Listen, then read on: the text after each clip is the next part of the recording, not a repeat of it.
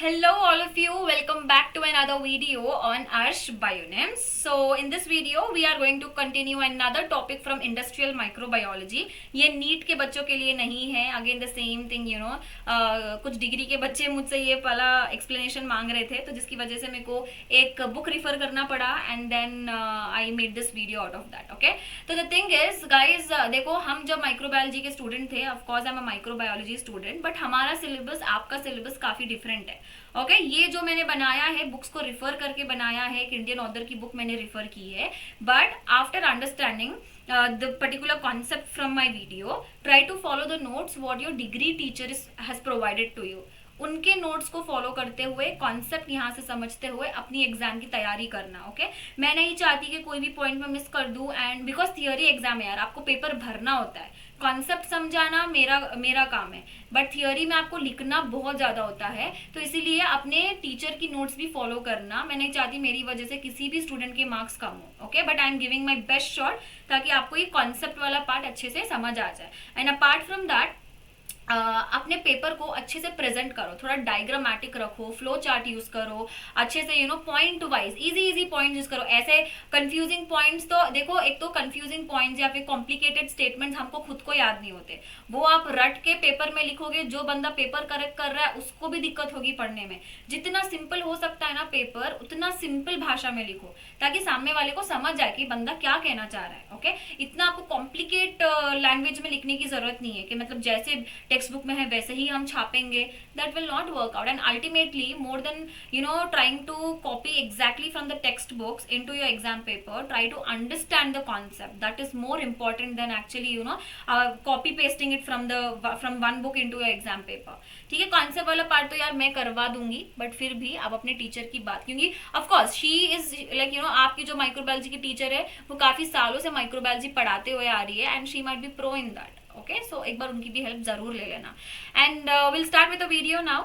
So in this video we are going to discuss immobilization methods. ठीक है, अब immobilization methods as a term says इम क्या है? इम मतलब नो, mobilization, no movement. ठीक है, so here what we are doing is we are trying to fix certain components so that they don't move from one place to another place. अब जैसा कि हम छोटे बच्चे को करते थे ना, कि अभी भी करते हैं यार, जो इंडियन पेरेंट्स होते हैं वो अपने बच्चे को वॉकर में बिठा देते हैं और वॉकर को कहीं अलमारी को या फिर पलंग के जो भी कॉर्ड आता है उसके एक आर्म को या चेयर को, सोफा को बांध देते हैं ताकि बच्चा यहाँ से वहां हिले ना, बस वहीं का वहीं रहे, वॉकर में अटका हुआ.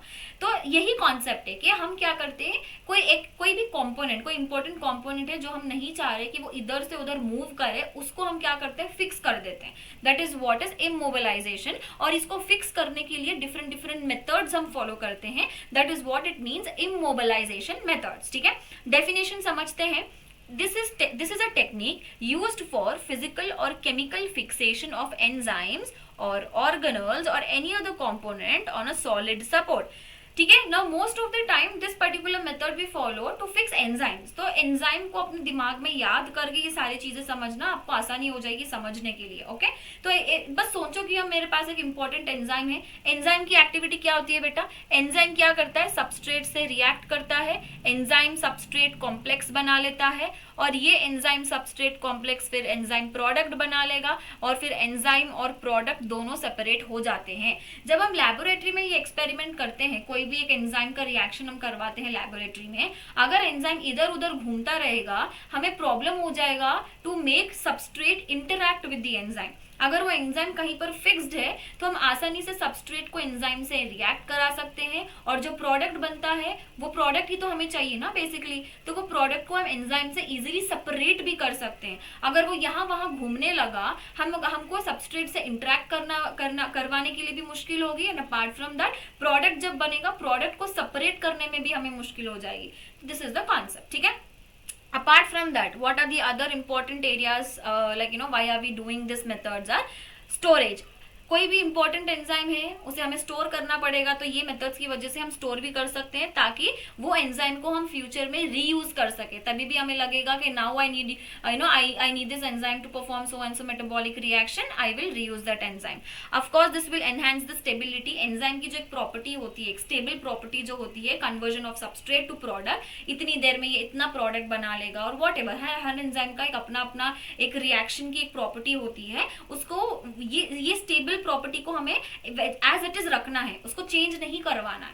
तो ये स्टेबिलिटी को एनहांस करेगा, वो ये जो इसकी प्रॉपर्टी है वो उसको एनहांस करेगा, उसको मेंटेन करके रखेगा। प्रोटेक्शन हम दे सकते हैं एंजाइम को, easy separation of enzyme from product, ये पॉइंट मैंने आपको समझा दिया। सो बेसिकली आप इमेजिन करो कि मेरे पास में ना एक पॉलिथीन बैग है, this is a polythene bag. In this polythene bag I have kept few tomatoes। Assume करो कि ये टोमेटोज है। यही कॉन्सेप्ट है कि ये जो टोमेटोज है ये एंजाइम है, ठीक है, ये जो है ये एंजाइम है, और उस एंजाइम को हमने क्या किया, पॉलिथीन बैग में व्रैप कर दिया। तो basically this polythene bag is nothing but like the unit where we are trapping that particular enzyme. तो पॉलिथीन बैग में जैसे हम टोमेटोज रख रहे हैं, तो यहाँ पे हम ये एंजाइम को इस बैग में ट्रैप कर रहे हैं, और ये जो कॉम्पोनेंट हम यूज कर रहे हैं to trap the enzyme, we call it as a carrier. तो ये कैरियर है, कैरियर की जरूरत हमें पड़ेगी टू प्रोटेक्ट द एंजाइम और टू ट्रैप द एंजाइम, ठीक है। Now there are different methods that we can follow to perform the immobilization of enzyme. There are different methods. इस methods में से हम बस दो ही methods डिस्कस करने वाले हैं, ठीक है। पहले तो methods डिस्कस कर लेते हैं, physical method and chemical method. Physical method as in कोई भी सॉलिड सपोर्ट पे हमने एंजाइम को फिक्स कर दिया। केमिकल मेथड मतलब कोई केमिकल से हम एंजाइम को लिंक कर देंगे, दोनों को लिंक कर देंगे और उसको हम स्टोर करेंगे, ठीक है, बेसिकली फिक्स कर रहे हैं। तो फिजिकल मेथड में adsorption, entrapment and membrane confinement. Chemical में covalent binding, cross linking and chelation. In physical method we are going to study only adsorption and entrapment. Basically आपके syllabus में बस यही दो methods है, तो अभी के लिए just because I am making you prepare for your final examination, बस हम यही दो methods की बात करने वाले हैं, ठीक है। तो पहले तो जैसे मैंने बोला कि हमें कैरियर की जरूरत पड़ती है, तो ये कैरियर किस टाइप के होते हैं, देखो बहुत सारे एंजाइम्स हैं, तो बहुत सारे एंजाइम्स का अपना अपना तरीका होता है फिक्स करवाने का। तो based on which enzyme that we are working with, we need to use that specific carrier to fix that particular enzyme. तो यहाँ पे कैरियर दो टाइप के होते हैं, soluble, insoluble. Soluble are dextrans, solubles example dextrans हम use कर सकते हैं। इनसॉल्युबल में अगेन ऑर्गेनिक, इनऑर्गेनिक। ऑर्गेनिक में हम यूज कर सकते हैं रेजिन्स, कोलाजन, अगार अगार। इनऑर्गेनिक में सिलिका एंड डायटोमिशियस। बस अच्छे से ये फ्लो चार्ट बनाना आपके एग्जाम में, मैंने कंसाइज करके बस इंपॉर्टेंट फ्लो चार्ट मैंने दिया है, तो ये एक बार अपने टीचर के नोट से कंपेयर करते हुए ये फ्लो चार्ट डाल देना, इंप्रेशन अच्छा पड़ता है, ओके। एंड अब हम बात करते हैं adsorption method and entrapment method की। एड्सॉर्प्शन एंड एंट्रैपमेंट, तो ये मेथड में आप देखो एड्सॉर्प्शन में क्या होगा, सिंपल कॉन्सेप्ट है। पहले तो बेटा ये आप समझ लो कि what exactly do you mean when I से एड्सॉर्प्शन, अड, ठीक है, एड्सॉर्प्शन। दूसरा है अब्सॉर्प्शन, अब, ओके, ये दोनों अलग अलग है। अगर यही आपको पता नहीं है, अगर आप जाके एड्सॉर्प्शन की जगह पे अब्सॉर्प्शन बड़ा बड़ा लिख के आओगे, वहीं पे पेपर सेटर सारा आंसर को स्ट्राइक कर देगी। क्योंकि एड्सॉर्प्शन क्या होता है, देखो अगर ये कोई सरफेस है, इस सरफेस पे हमने कोई मॉलिक्यूल्स ऐड किए हैं, तो ये जो मॉलिक्यूल्स है बट सरफेस तक ही सीमित रहेंगे, they are not moving inside the surface. Like for example, let me take an example of skin. हम स्किन पे पानी डालते हैं, वो पानी स्किन पे ही रहता है, ओके, वो पानी स्किन के नीचे नहीं जाता। तो basically that's the concept of adsorption. Absorption क्या होगा, एग्जाम्पल आप एक स्पॉन्ज ले लो, येलो कलर डस्टर आता है ना, जिसमें हम बचपन में हमें स्कूल में बोर्ड्स क्लीन करने के लिए यूज करते थे, that is the sponge you consider. अब इस स्पॉन्ज पे अगर मैं पानी डाल दूंगी, तो पानी क्या होगा, सरफेस को क्रॉस करते हुए स्पॉन्ज के अंदर चला जाएगा। तो ये कॉन्सेप्ट क्या हो गया, अब्सॉर्प्शन। समझ में आ गया। हम क्या कर रहे हैं, ये एड्सॉर्प्शन वाले मैकेनिज्म को हम यूज कर रहे हैं। तो एड्सॉर्प्शन में हम क्या कर रहे हैं ना, कि suppose this is a carrier, ये कैरियर है, okay, this is a carrier, I am sorry, this is a carrier. अब इस कैरियर पे हमने एंजाइम्स ऐड कर दिए, तो ये एंजाइम्स हम यहाँ पे बस superficially on the surface of the carrier we are fixing the, एक सेकेंड, स्क्रीन ब्लिंक कर रही है, will wait for a moment.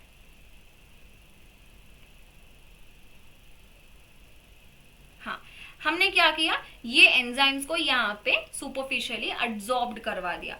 अब ये एब्जॉर्प्शन क्या होता है ना कि एंजाइम जब कैरियर से लिंक होता है तो linkage is just because of पूर फोर्सेस। कुछ तो फोर्स यहाँ पे एक्ट करनी होगी ना, कि यहाँ पे ये कैरियर से कुछ फोर्सेस के थ्रू ही एक्ट करेगा, and these all forces via which it is getting absorbed on the surface of the carrier are all weak forces. तो एब्जॉर्प्शन में क्या होगा, that we are trying to fix that particular enzyme on a carrier via weak forces. Weak forces जैसे कि van der Waals forces हो गया, hydrophobic forces हो गए। एक सेकेंड, मेरा डिजिटाइजर थोड़ा बंद हो गया है, I am unable to see anything.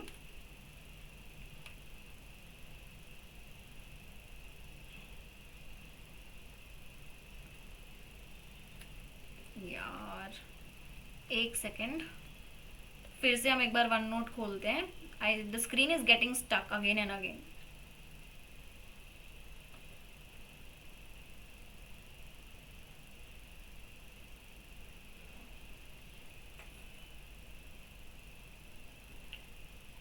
Alright, तो यहाँ पे क्या हो गया definition, that enzymes are attached to a carrier surface by weak forces. Weak forces as such van der Waals, electrostatic and hydrophobic forces.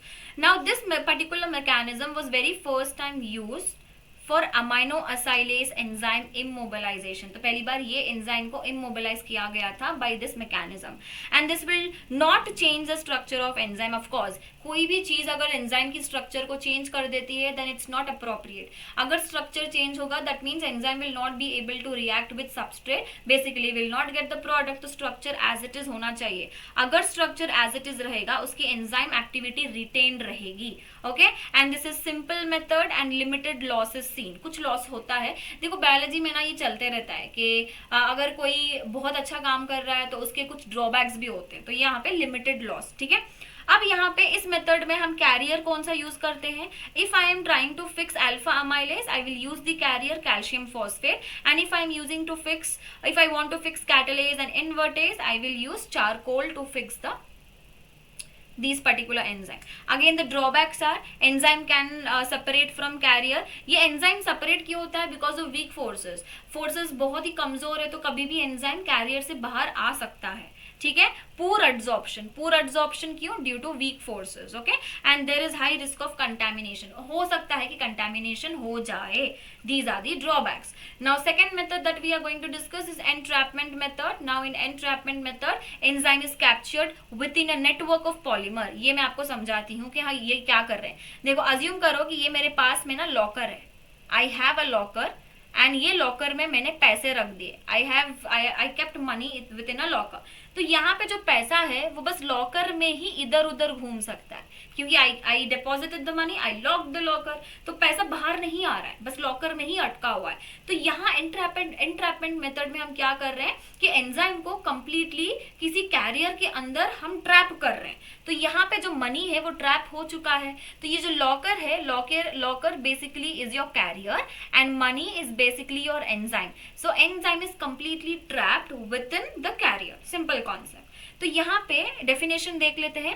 Enzyme is captured within a network of polymer that allows the substrate and product to pass but retain the enzyme. अच्छा, तो ये career की क्या capacity है, क्या capability है, sorry capability क्या है कि हम उसके अंदर सबस्ट्रेट को भेजेंगे, सबस्ट्रेट प्रोडक्ट में भी कन्वर्ट हो जाएगा, प्रोडक्ट बाहर भी आ जाएगा, बट एंजाइम वहीं का वहीं अटका हुआ है।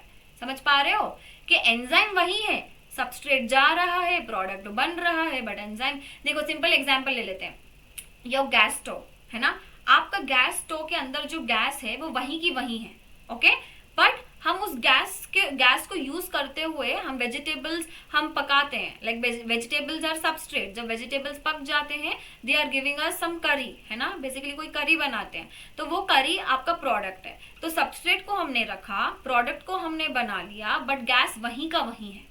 समझ में आ रहा है आपको? तो यही कॉन्सेप्ट है, and this is very easy to handle and this will retain the stability of the enzyme. Now there are different methods under entrapment based on the carrier and based of course based on the mechanism as well. Lattice type में क्या होता है ना कि देखो अगर ये fibres है, लैटिस टाइप में जनरली जो हमारा कैरियर होता है वो कैरियर ऐसे फाइबर्स होते हैं। अब ये जो फाइबर्स है जब इंटरलिंक हो जाते हैं they are forming a network. इस नेटवर्क में अगर आप देखोगे कि इन स्पेसेस बन चुके हैं ना, ये जो स्पेसेस है यहाँ पे हम एंजाइम को फिक्स करवा देते हैं। बेसिकली एंजाइम ट्रैप हो रहा है बिटवीन द स्पेसेस, ये स्पेसेस में एंजाइम सारा ट्रैप हो चुका है।